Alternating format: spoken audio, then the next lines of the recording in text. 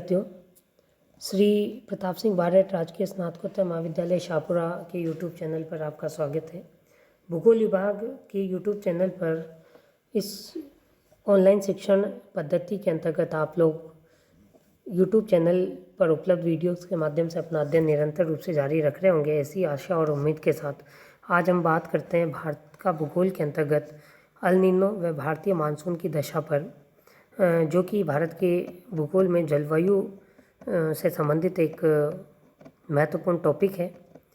आज हम बात करते हैं कि अल नीनो भारतीय मानसून को कैसे प्रभावित करता है, अल नीनो का भारतीय मानसून के साथ कैसा संबंध है। तो आइए देखते हैं कि अल नीनो क्या है। सबसे पहले हम बात करते हैं, अल नीनो एक जटिल मौसमी तंत्र है जो हर 5 या 10 साल बाद प्रकट होता है और इसके कारण संसार के विभिन्न भागों में सूखा, बाढ़ और मौसम की जो चरम अवस्थाएं वो आती हैं। अल नीनो जो है वो सबसे महत्वपूर्ण बात आपको ध्यान रखनी है कि क्या है, एक जटिल मौसमी तंत्र है। और जटिल मौसमी तंत्र है अर्थात इसका तात्पर्य ये है कि ये इसमें विभिन्न प्रकार के कारक एक सामूहिक रूप से काम करते हैं और ये संसार के विभिन्न भागों में बहुत बड़े स्तर पर जलवायु दशाओं को बदलने में महत्वपूर्ण योगदान अदा करता है। अल नीनो का जो शाब्दिक अर्थ है वह बालक ईशा है, क्योंकि ये जलधारा जो है वो दिसंबर के महीने में क्रिसमस के आसपास नज़र आती है और इसका जो महत्वपूर्ण स्थान है वो है पेरू, जो कि दक्षिणी गोलार्ध में है। दिसंबर में गर्मी का महीना होता है, वहाँ यह अल नीनो का जन्म प्रारंभ होता है। तो अल नीनो एक तरह से बालक ईशा इसका शाब्दिक नाम है। यह जलधारा दिसंबर के महीने में उत्पन्न होती है और पेरू के समीपवर्ती क्षेत्रों में इसका जन्म होता है।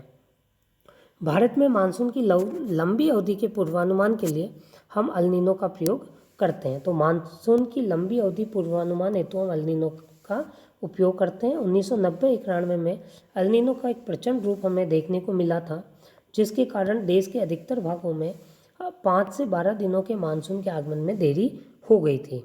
अब ये अल नीनो क्या है, ये कैसे प्रभावित करता है, इस पर हम आगे चर्चा करेंगे। तो ये बात आपको समझ में आ गई कि अल नीनो क्या करता है, भारतीय मानसूनी तंत्र की को बड़े स्तर पर प्रभावित करता है। इस तंत्र में महासागरीय व वायुमंडलीय परिघटनाएं सम्मिलित होती है। पूर्वी प्रशांत महासागर में पेरू तट के निकट उष्ण समुद्री धारा के रूप में यह प्रकट होता है।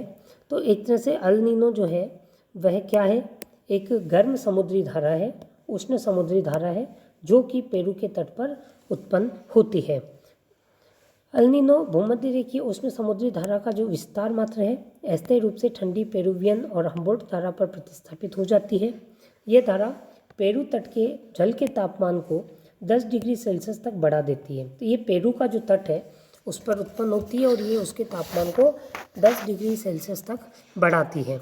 इसके जो परिणाम होते हैं 10 डिग्री सेल्सियस ताप वृद्धि के, वो होता है भूमध्य रेखीय वायुमंडलीय परिसंचरण तंत्र में विकृति आ जाती है, समुद्री जल के वाष्पन में अनियमितताएं आ जाती है, जल का जो गर्म और ठंडा होने की दर है वो परिवर्तित हो जाती है और प्लैंकटन्स की जो मात्रा है उसमें कमी आती है, जिससे समुद्र में मछलियों की संख्या में कमी आ जाती है और मछलियाँ मरने लगती है।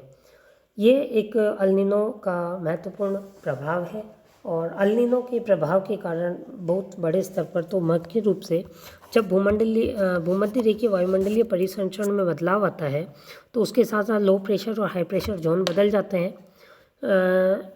सागरीय जल के गर्म और ठंडा होने की जो दर है उसमें परिवर्तन आने से लो प्रेशर और हाई प्रेशर के बनने का जो समय है वो परिवर्तित हो जाता है और प्लैंकटन की मात्रा जो कमी आ जाती है। इन तीनों का जो प्रभाव है उससे एक संपूर्ण मौसमी तंत्र प्रभावित हो जाता है। हम बात करते हैं अगला इसी के अंतर्गत एक हिंद महासागरीय डायपोल और भारतीय मानसून के बारे में। तो गर्मी के दिनों में क्या होता है कि हिंद महासागर की जो जलीय सतह है वो 2 भिन्न क्षेत्रों में अलग अलग तापीय स्थिति उत्पन्न करती है। इसको हम हिंद महासागरीय डायपोल कहते हैं और हिंद महासागरीय डायपोल को सामान्य रूप से भारतीय नीनो के नाम से भी जाना जाता है। हिंद महासागरीय जो डायपोल है वो भारतीय नीनो के नाम से जाना जाता है। यह एल नीनो को भी प्रभावित करता है, जिससे भारतीय मानसून भी प्रभावित हो जाता है। हिंद महासागर की जो सतह है वो पूर्व में और पश्चिम में अलग अलग हो जाती है और ये 2 बिंदु बन जाते हैं, पूर्व में अलग और पश्चिम में अलग, और यही हिंद महासागरीय डायपोल कहलाते हैं। 2 प्रकार होते हैं, एक होता है सकारात्मक हिंद महासागरीय डायपोल और एक होता है नकारात्मक हिंद महासागरीय डायपोल। हम सबसे पहले बात करते हैं सकारात्मक डायपोल की। तो सकारात्मक डायपोल की जो स्थिति होती है उसमें उष्णकटिबंधीय जो पश्चिमी हिंद महासागर है, अरब सागर, उसका तापमान पूर्वी हिंद महासागर के तापमान से अधिक रहता है। अर्थात क्या होगा कि अगर हम कहते हैं कि हिंद महासागर, तो इसका जो उष्णकटिबंधीय पश्चिमी हिंद महासागर है, वेस्ट इस पार्ट, उसका टेम्परेचर हाई रहेगा, हाई टेम्परेचर रहेगा किसकी तुलना में, पूर्वी हिंद महासागर की तुलना में।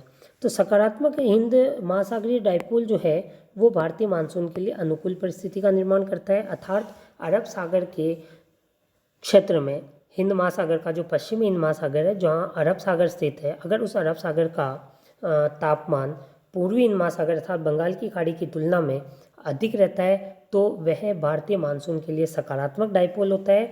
उससे भारतीय मानसून पर सकारात्मक प्रभाव पड़ता है, मानसून समय पर आता है। ये महत्वपूर्ण बात आपको ध्यान रखनी है। इस डायग्राम में भी हम देखते हैं कि ये जो संपूर्ण क्षेत्र है इसमें आप देख रहे होंगे ऑस्ट्रेलिया भी आ रहा है और ये हमारा भारत का संपूर्ण क्षेत्र है। तो ऑस्ट्रेलिया से लेकर अफ्रीका तक का ये संपूर्ण क्षेत्र जो है ये इससे प्रभावित होता है और एक क्रम चलता है। तो यहाँ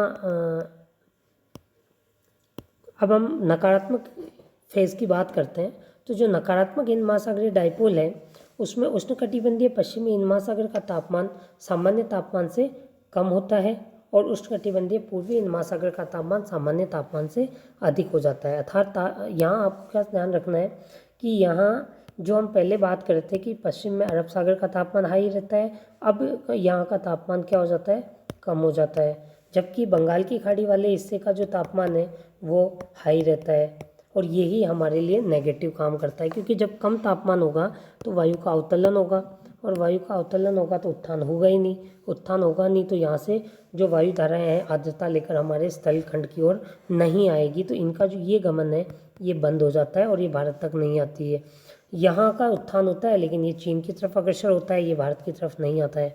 ऐसी स्थिति में हमारा जो भारतीय क्षेत्र है वह पूरा का पूरा सूखा रहता है और मानसूनी वर्षा प्राप्त नहीं कर पाते हैं।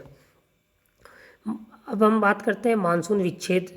तो मानसून की अवधि के दौरान लगातार वर्षा होने के बाद कुछ सप्ताह के लिए वर्षा रुक जाती है, तो ऐसी स्थिति को हम कहते हैं मानसून विच्छेद।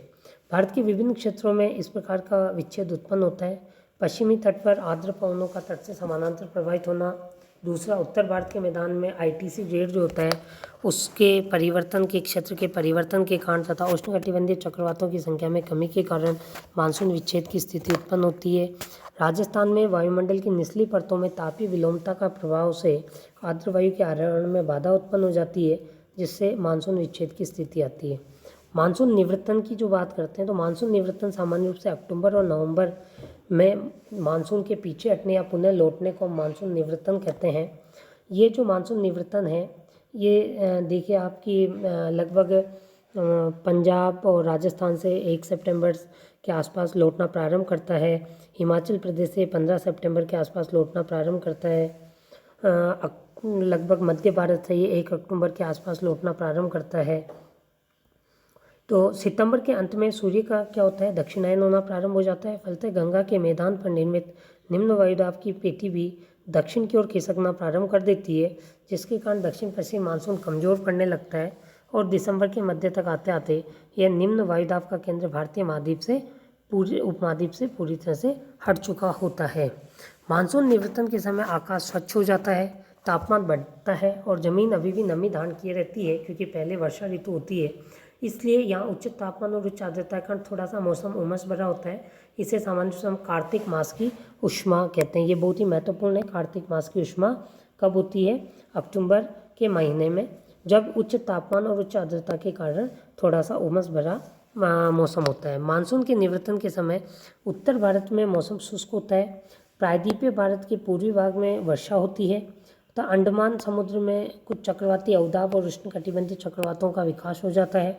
कुछ चक्रवाती तूफान पश्चिमी बंगाल से टकराते हैं, बांग्लादेश और म्यांमार के तट से भी टकराते हैं। कोरोमंडल तट पर इससे वर्षा होती है। अधिकांश वर्षा इन्हीं अवदाब और चक्रवातों से होती है।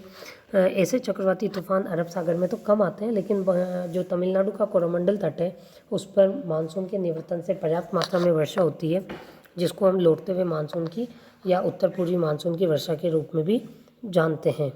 धन्यवाद।